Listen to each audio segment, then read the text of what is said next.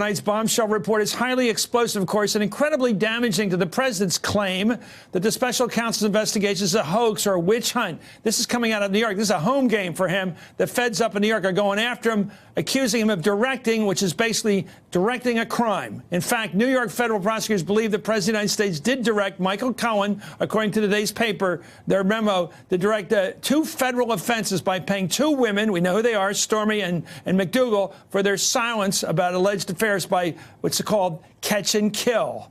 Again, federal prosecutors write that Cohen admitted with respect to both payments, he acted in coordination, and here's the word, and at the direction of individual one. That's Donald Trump. Additionally, the special counsel's filing seems to undermine President Trump's claim that he had nothing to do with Russia.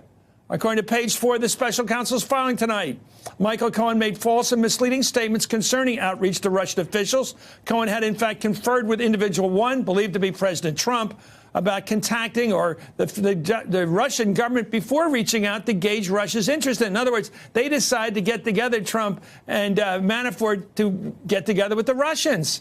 The meeting ultimately did not take place. Joining me right now is Congressman Ted Lieu, Democrat from California, member of the House Judiciary Committee, Natasha Bertrand, staff writer for The Atlantic, and David Corn right here, Washington Bureau Chief for Mother Jones. Congressman, thank you for joining us. A lot of paper here tonight, but the one thing that jumped out at me is the President of the United States, individual one, directed a crime.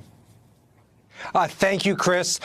When you look at what the prosecutors did in the Southern District of New York, they allege that Donald Trump directed two campaign finance violations. These are felonies, and you can infer intent by looking at a defendant's statement. So I'm a former prosecutor, and if you look at what Donald Trump said, he did not say, hey, I made these payments to Karen McDougal and Stormy Daniels because I thought it was perfectly fine. He denied doing it at all, and that's because he knew it was illegal. So right now we have a sitting president of the United States who committed two felonies while running for president. And it's so intricate, Congressman. If you look at the document today, the memorandum, the amount of paperwork and phony shell organization creation and everything, it seems like they know that there's criminal intent here. Absolutely. Individual one, who was Donald Trump, was mentioned over 20 times in these documents, and it's very clear Donald Trump was intimately involved with a lot of these decisions, with a lot of things that Michael Cohen was doing, and the prosecutors are basically laying out that Michael Cohen brazenly violated the laws, and Donald Trump directed him to do so.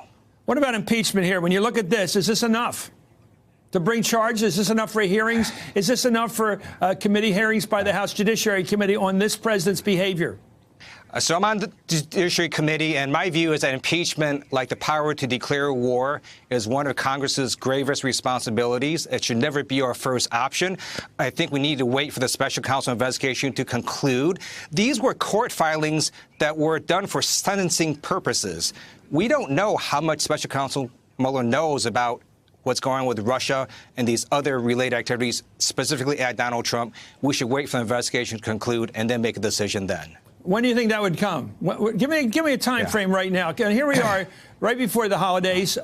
Congress is going to be in the 3rd of January. You're ready for business pretty early. When do you see the Judiciary Committee getting started and looking at these charges?